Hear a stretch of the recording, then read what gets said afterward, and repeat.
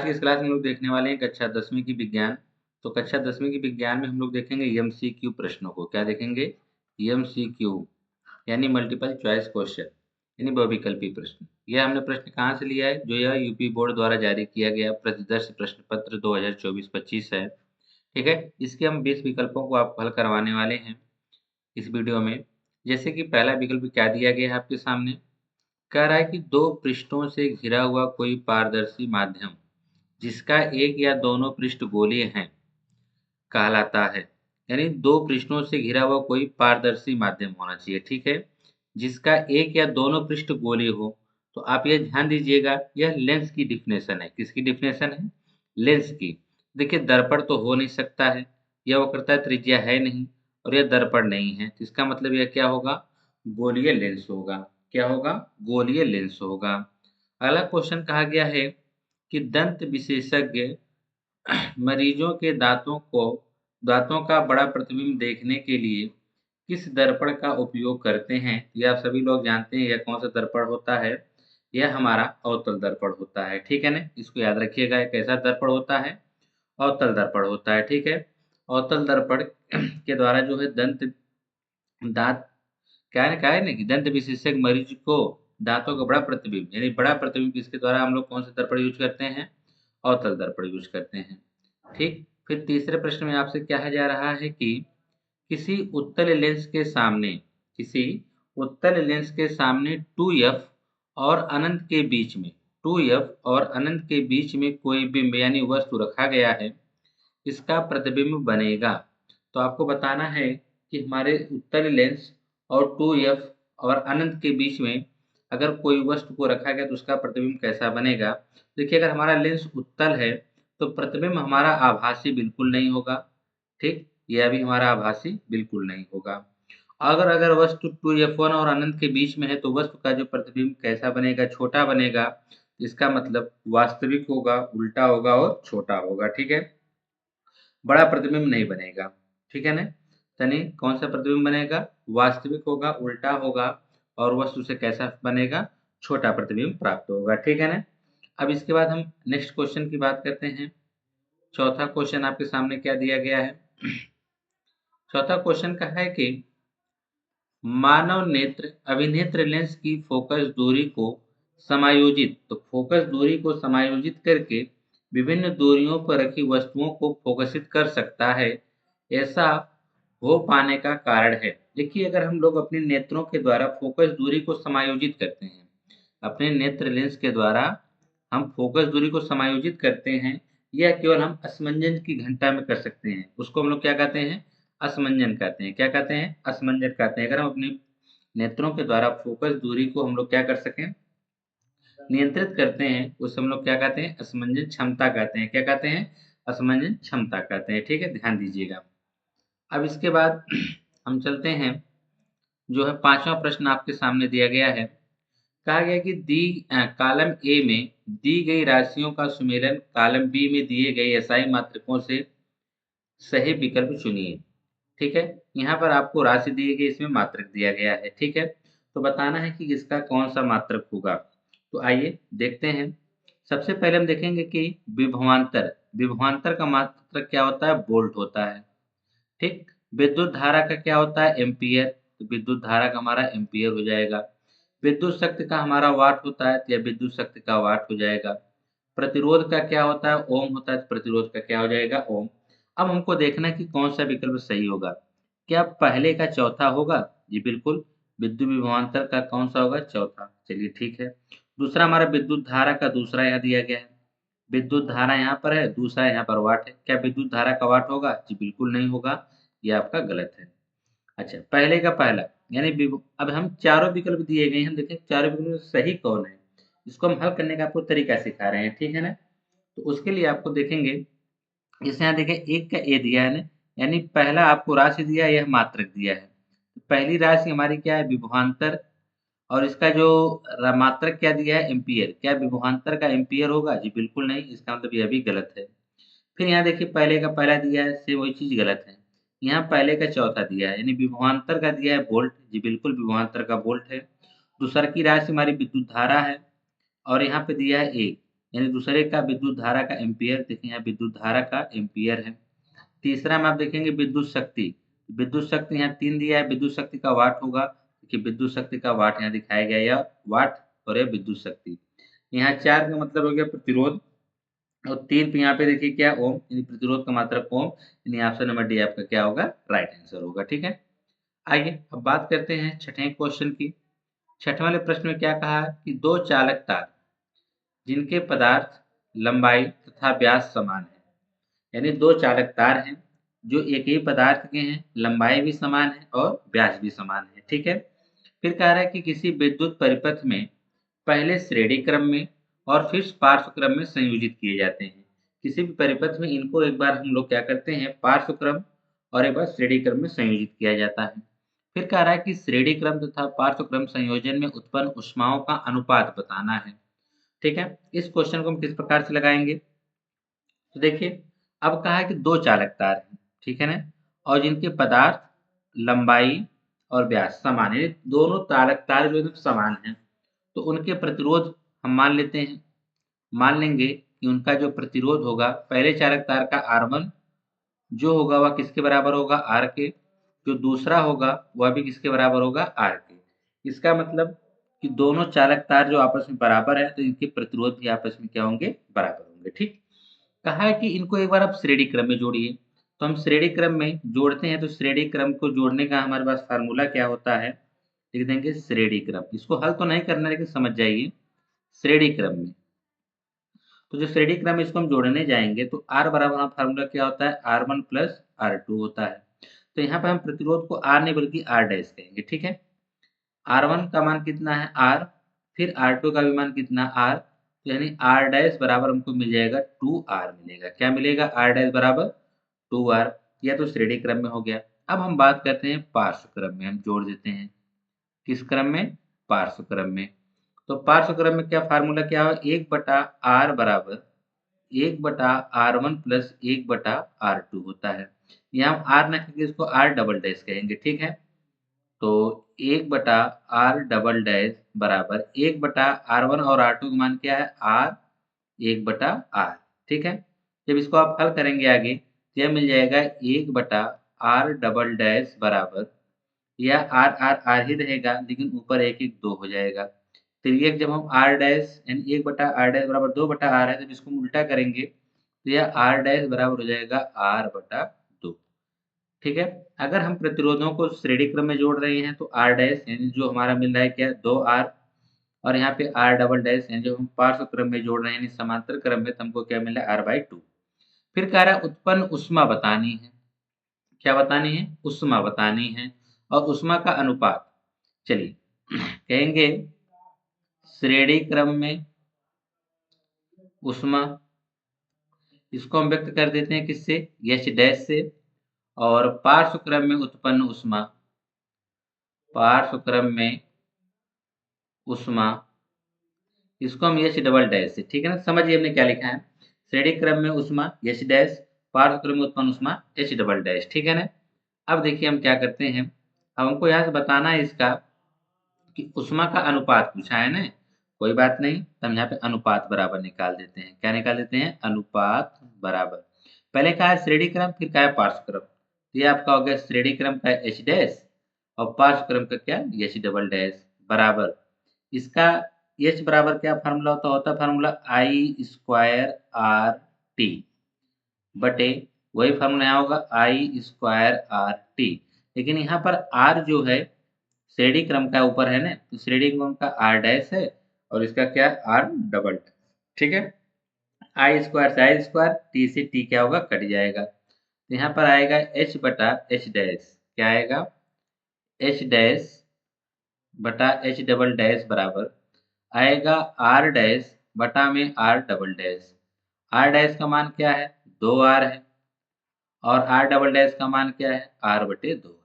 ठीक है, ये तो कहाँ चला जाएगा, ऊपर हो जाएगा 4R बटा में R, R से R कट जाएगा, H डैश बटा H डबल डैश बराबर आ जाएगा 4/1, या यूं कह सकते हैं H डैश अनुपाते H डबल डैश बराबर क्या आएगा, 4/1 आएगा। ठीक है ना, इसका मतलब आपका ऑप्शन नंबर क्या होगा, डी राइट होगा। आपको पेपर में हल नहीं करना है, यह आपका रफ कार्य है। इस प्रकार से आप रफ कार्य हल करके देख लेंगे कौन सा विकल्प सही, उसका उत्तर आप यहाँ पे दे देंगे। यानी ऑप्शन नंबर डी हमारा क्या होगा, सही होगा। ठीक है, अब हम बात करते हैं छठवें वाले क्वेश्चन में। सॉरी, छठे तो हो गया, सातवां क्वेश्चन। सातवां क्वेश्चन का है कि किसी विद्युत धारावाही किसी विद्युत धारावाही सीधी लंबी परिनालिका के भीतर चुंबकीय क्षेत्र के बारे में पूछ रहा है। शून्य होता है? जी बिल्कुल नहीं। इसके सिरे इसके सिरे की ओर जाने पर घटता है, यह भी गलत है। इसके सिरे से ओर जाने पर बढ़ता है, यह भी गलत है। सभी बिंदुओं पर समान रहता है। क्या रहता है? सभी बिंदुओं पर समान रहता है। ठीक है, अब यहाँ पर आपके या तो फिजिक्स था, फिजिक्स के आपके 7 क्वेश्चन थे, आपने सातों क्वेश्चंस को देख लिया है। अब आती है केमिस्ट्री। कहा है बेंजीन का रचनात्मक सूत्र है। तो बेंजीन का रचनात्मक सूत्र आपको देखिए, तो बेंजीन का फार्मूला क्या होता है? बेंजीन का फार्मूला होता है C6H6 होता है। ठीक है ना। अब इसमें से हमको देखना है कि बेंजीन का जो रचनात्मक सूत्र होगा, सीधी सी बात देखिए, अब यहाँ पे 1 2 3 4 दिया। चलो सबसे पहले हम गलत सोचते हैं।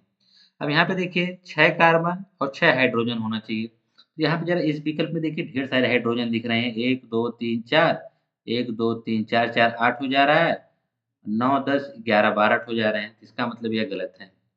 सेम प्रक्रिया इधर देखो, 1 2 3 4 5 6 7 8 इसमें जा रहा है, इसका मतलब ये भी गलत है। ठीक है, अब इसमें आ जाते हैं। इसमें देखते हैं कितने हाइड्रोजन है, 3 3 6, 3 इधर है, 3 इधर, 3 3 6 हो गए। इसमें भी 2 2 4 2 6 इसमें भी हैं। ठीक, अच्छा जरा कार्बन देख लेते हैं। 2 देखिए 1 2 3 4 5 6 इसमें भी, 6 कार्बन इसमें भी हैं। लेकिन बेंजीन का सूत्र देखिए, जब इसकी हम संरचना करते हैं तो सीधी सी बात है, देखिए 6 कार्बन है तो आप 6 कार्बन को बना लीजिए, 1 2 3 4 5 6। ठीक है, अब इनके बीच हम लोग, इनकी जो संयोजकता कितनी होती है, 4 होती है। इस प्रकार से हम बना लेंगे। ठीक है, अब एक एक हो गया इनकी, 1 1 2, हालांकि संयोजकता कितनी होती है, 4। तो हाइड्रोजन 6 है, एक हाइड्रोजन यहाँ पे लगा देंगे, एक हाइड्रोजन यहाँ पे लगा देंगे, एक हाइड्रोजन यहाँ पर, और एक हाइड्रोजन हम यहाँ पर लगा देंगे, और एक हाइड्रोजन यहाँ पर लग जाएगा, और एक हाइड्रोजन यहाँ पे लग जाएगा। तो अब देखेंगे यहाँ पर जो कार्बन है, इसकी संयोजकता कितनी हुई, 1 2 3। देखिए 6 कार्बन 6 हाइड्रोजन में लगा दिया, लेकिन ये संरचना में भी देखेंगे बैलेंस नहीं हो पाया है, क्योंकि यहाँ पे कार्बन की जो संयोजकता कितनी होती है, 4 होती है, हाइड्रोजन की 1 होती है। तो यहाँ पे देखेंगे कार्बन की यहाँ से 1 2 3, लेकिन यहाँ नहीं, तो यहाँ से हम डबल बॉन्ड बना देंगे। तो यहाँ से अब देखेंगे यह कार्बन की संयोजकता कितनी, 2 तो इधर, 1 2 3 4 इधर हो गई। इसकी देखेंगे 2 इधर 3 4 इधर हो गई। अब इनके बीच की देखेंगे तो एक तो यहाँ पे लगा देंगे। अब देखेंगे यहाँ पर इसकी, इस कार्बन की देखिए 1 2 3 4, इस कार्बन देखिए 1 2 3 4 हो गया। ठीक, अब यहाँ पे देखेंगे इस कार्बन की 1 2 3 ही है, तो यहाँ पे हम डबल बॉन्ड लगा देंगे। तो 1 2 2 2 4 इसकी भी हो गई, और इसकी भी 1 1 2 3 4 4 से संयोजकता की ऐसा चित्र कहाँ पर है, ऑप्शन नंबर सी पर है। ये बेंजामिन का जो सूत्र होगा बेंजीन का, यही होगा सी वाला। इसी संरचना आप देख लेंगे, यह संरचना इसका नहीं होगा। ठीक है, अब हम बात करते हैं नेक्स्ट क्वेश्चन, इसका 9वां। चलिए, तो एक चीज यहाँ पर हमने बेंजीन का सी वाला ऑप्शन लगाया था ना, तो ये बेंजीन का विकल्प यानी सी वाला क्या होगा, सही होगा। फिर पूछा है 9वां में कि निम्नलिखित में से समजातीय श्रेणी है। तो देखिए इसमें समजातीय श्रेणी की जब हम बात करते हैं, इसकी जो समजातीय श्रेणी होगी, तो इसमें आप समजातीय श्रेणी में जानते हैं कि जिसमें जो आपका विकल्प होगा, यहाँ पर आप देखेंगे समजातीय श्रेणी में जिसमें आपका ओ एच होना चाहिए। ठीक है ना, यानी जिसमें देखेंगे यहाँ पर भी ओ एच है, यहाँ पर भी ओ एच है, मतलब यह तो समजातीय श्रेणी का है। और अगर आप देखेंगे तो यह नहीं है, यहाँ पे ओ एच यहाँ पर नहीं है। तो अगर यहाँ देखेंगे यहाँ पर भी ओ एच, यहाँ पर भी ओ एच, यह वाला। यानी दूसरा और चौथा ऑप्शन नंबर सी में सही मिल रहा है। इसका मतलब ये दोनों है जो होंगे, दूसरा और चौथा क्या होंगे, समजातीय श्रेणी के होंगे। ठीक है, अब यहाँ पे देखेंगे 10वें में कह रहा है कि पृथ्वी की भूप्रकृति में प्राकृतिक रूप से पाए जाने वाले तत्वों या यौगिकों को कहते हैं, तो खनिज कहते हैं। क्या कहते हैं, खनिज कहते हैं। उसके बाद देखिए कहा गया 11वां कि कहा है दांतों का क्षय कब प्रारंभ होता है। अगर पीएच मान 5.5 से कम होगा, यानी कहाँ पर बी वाला, अगर इसका पीएच मान जो होगा 5.5 से कम होगा तो दांतों का क्षय क्या होगा, प्रारंभ होना शुरू हो जाएगा। ठीक है। अब यहाँ पर 12वां में क्या कहा है, 12वें में अगर आप देखेंगे तो 12वें में आपके सामने कहा है कि अभिकथन दिया गया है कि कहा है कि अभिकथन एक जिंक सल्फ्यूरिक अम्ल के साथ अभिक्रिया कर जिंक सल्फेट तथा हाइड्रोजन गैस बनाता है। यह एक विस्थापन अभिक्रिया है। फिर इसमें तर्क कह रहा है कि जिंक ऑक्सीजन के साथ अभिक्रिया कर जिंक ऑक्साइड बनाता है। देखिए, जो इस प्रकार के क्वेश्चंस होते हैं, यहाँ पर अभिकथन और तर्क दोनों में यह देखा जाता है कि जो यह कहा गया था अभिकथन, क्या उसी से रिलेटेड यह तर्क है, यानी इसी के कथन का यह व्याख्या कर रहा है कि नहीं कर रहा है। ठीक है, मतलब दोनों सेम होने चाहिए। अब यहाँ पर हम थोड़ा पहले इसके कथन और तर्क को समझ लेते हैं, फिर उसके बाद देखते हैं क्या कहता है। कह रहा है कि जिंक और सल्फ्यूरिक अम्ल, ठीक है ना, के साथ अपक्रिया कर जिंक सल्फेट तथा हाइड्रोजन गैस, यानी यहाँ पर आपने जिंक ले लिया है और सल्फ्यूरिक अम्ल यानी H2SO4 कि जब आप अपक्रिया कराते हैं तो क्या बनाता है, जिंक सल्फेट, क्या बनाता है, जिंक सल्फेट यानी ZnSO4 प्लस H2 यानी हाइड्रोजन गैस बनाता है। यह बात तो सही है, यानी इसका कथन जो है सही है। अब यह तर्क में क्या कह रहा है, तर्क में कह रहा है कि जो है यह जिंक जो है ऑक्सीजन के साथ, यानी यह जो आपका जिंक है यह ऑक्सीजन के साथ अभिक्रिया करके जिंक ऑक्साइड यानी ZnO बनाता है। तो क्या यह समीकरण संतुलित है, यहाँ 2 ठो ऑक्सीजन है, चलिए यहाँ 2 ठो हम जिंक ले लेते हैं तो यहाँ पे भी 2 हो जाएगा, अब संतुलित हो गया। ठीक है, तो यह भी जो तर्क क्या है, तर्क का जो समीकरण है वह सही है, तर्क का जो समीकरण है वह सही है, लेकिन यह यहाँ पर हम देखेंगे यहाँ जिंक और क्या कहते हैं, आप देखेंगे यहाँ पर जो जिंक और क्या है, हाँ सल्फ्यूरिक अम्ल, इन दोनों में अपक्रिया कराई जा रही है और यहाँ पर एक विस्थापन अपक्रिया हो रही है। कौन सी अपक्रिया हो रही है, विस्थापन। ठीक है ना, लेकिन यहाँ से देखिए एक तो हाइड्रोजन निकल जा रहा है, ठीक है ना, यहाँ Zn और यहाँ से SO4, ठीक है ना, SO4 यहाँ पे आ जा रहा है, हाइड्रोजन अलग हो जा रहा है। और अगर हम दूसरे बारे में देखें, यहाँ जिंक जो अलग था, यहाँ पे देखिए जिंक जो है यहाँ पर हाइड्रोजन इसके साथ सल्फ्यूरिक अम्ल के साथ विस्थापन अपक्रिया कर रहा है, लेकिन यहाँ पर तर्क वाले में हम देखेंगे जो यह जिंक है ऑक्सीजन के साथ यह संयोग यानी संयोजन अपक्रिया कर रहा है। ठीक है, दोनों अपक्रियाएं अलग अलग है, लेकिन दोनों अपक्रियाएं अपने आप में जो इसका समीकरण है वह सही है। तो इसका क्या मतलब निकला, अच्छा पहला आप देखिए कहा है कि दोनों अभिकथन 1 तथा 2 सही हैं तथा तर्क 2 अभिकथन का स्पष्टीकरण है। क्या यह तो इसका स्पष्टीकरण जी बिल्कुल नहीं कर रहा है, इसका स्पष्टीकरण, यह क्या होगा, गलत होगा, यह क्या होगा, गलत होगा। ठीक है, अच्छा उसके बाद जो है दूसरा वाला कहा अभिकथन 1 तथा तर्क दोनों सही हैं, परंतु तर्क अभिकथन के स्पष्टीकरण नहीं है। देखिए अभिकथन और तर्क दोनों सही हैं अपने जगह पर, ठीक है, परंतु जो यह तर्क है यह अभिकथन का स्पष्टीकरण नहीं, यानी तर्क जो है यह इसका स्पष्टीकरण नहीं कर रहा है, यानी यह ऑप्शन क्या होगा, सही होगा। दूसरा का अभिकथन 1 सही है परंतु तर्क क्या है, गलत है, यह बात गलत है। और दूसरा का अभिकथन 1 तथा तर्क 2 दोनों गलत हैं, यह भी बात क्या है, गलत है, यानी ऑप्शन नंबर बी क्या होगा, सही होगा। ठीक है, अब हम बात करते हैं 13वें वाले की। 13वें वाले सवाल में यहाँ पे देखिए क्या है कि निम्नलिखित रासायनिक समीकरण को पूरा करना है। ठीक है, तो यहाँ पर हम इन चारों में से कौन सा समीकरण रखें ताकि यह जो इसको पूरा कर दें, संतुलित कर दें। तो ध्यान से देखिए, तो इसका मतलब यहाँ पर देखेंगे CH3COO, तो यहाँ पर CH3COO आप देखेंगे तो पहला होगा नहीं, पांचवा होगा नहीं, ठीक है ना, और अगर यहाँ देखेंगे यह डी वाला भी नहीं होगा, यानी बी वाला आपका क्या होगा, सही होगा। ठीक है, तो क्या CH3OH है तो यह होगा नहीं, CH3CH5 यहाँ पे बिल्कुल भी नहीं हो पाएगा। ठीक है ना, तो अब आप देखेंगे यहाँ पर क्या CH3COOH, ठीक है ना, तो यहाँ पर यह जो आपका हो जाएगा बी वाला, क्या हो जाएगा, बी वाला क्या होगा, सही ऑप्शन होगा। ठीक है, और इसके बाद हम देखेंगे जो हमारा अगला है, अगला जो कि 14वें सवाल में अगर आप देखेंगे क्या आपके सामने कहा गया है, आपके सामने कहा अंतः शोषण के दौरान वायु प्रवाह का सही मार्ग कौन सा है? अंतः श्वसन के दौरान वायु का जो है सही मार्ग कौन सा है, यानी आपको 4 यहाँ विकल्प दिया गया है, ठीक है। अब इसी में से हमको क्या करना है, चूज करना है। तो आइए देखते हैं कि सबसे पहले जो देखिए जब होता है जब हम सांस लेते हैं, ठीक है ना, जब हम सांस लेते हैं अंतः श्वसन मतलब अंदर की तरफ सांस ले रहे हैं, तो सबसे पहले नासाद्वार, सबसे पहले कहाँ जाता है, नासाद्वार, नासाद्वार। फिर उसके बाद जो है नासाद्वार से प्रवेश करती है, फिर ग्रसनी, कंठ और श्वास नली से होते हुए हमारे फेफड़ों तक क्या होती है, पहुंचती है, ठीक है। तो आइए देखते हैं कि यह जो है इसका जो क्रम है, सबसे पहले नासाद्वार।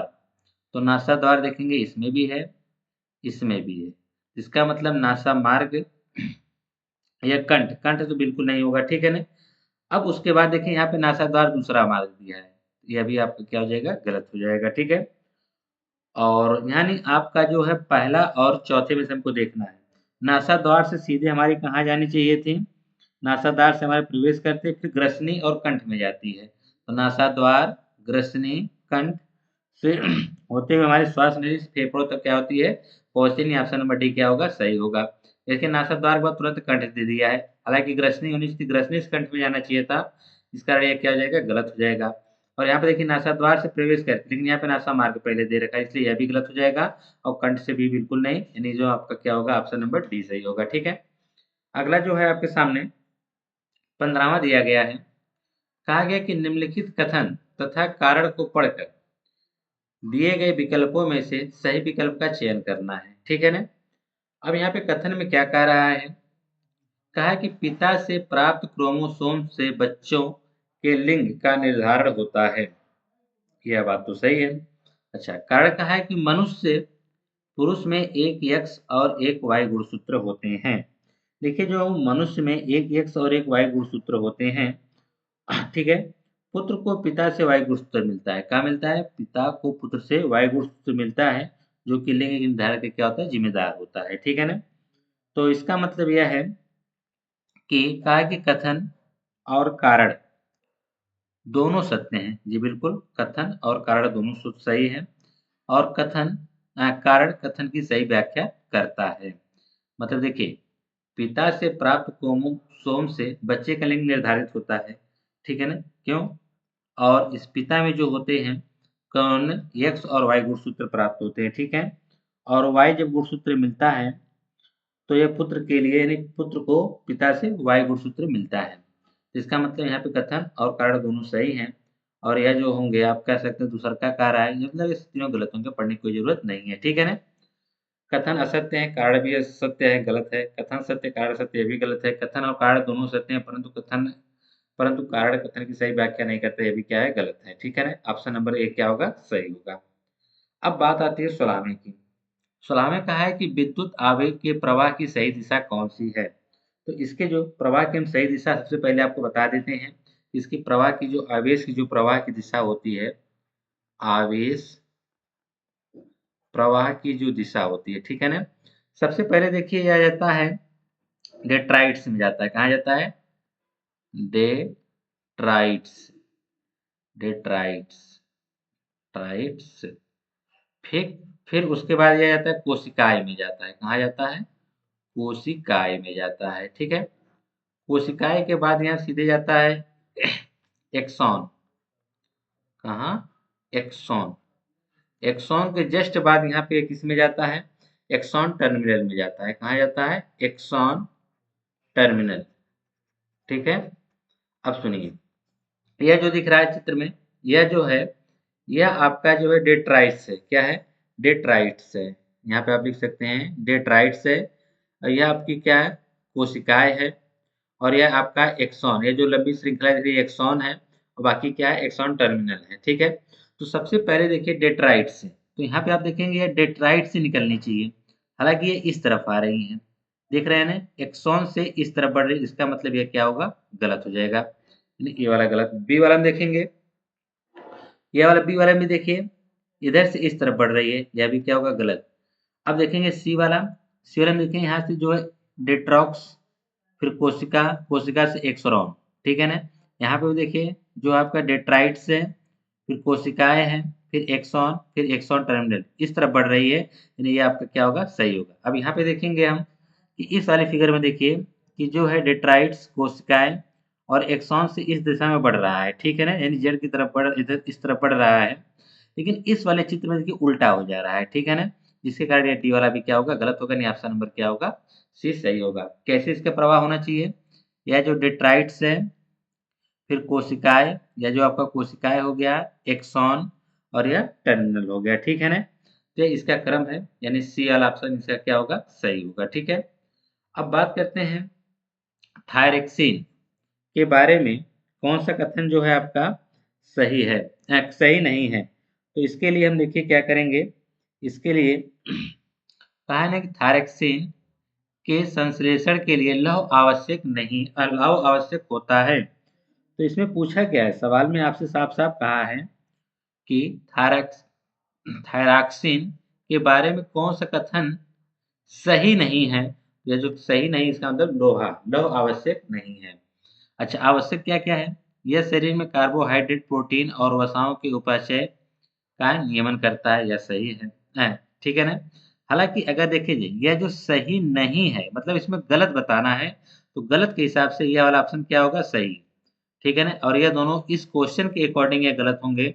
हालांकि यह थॉरेक्सिन के बारे में यह तीनों स्टेटमेंट क्या है, सत्य हैं।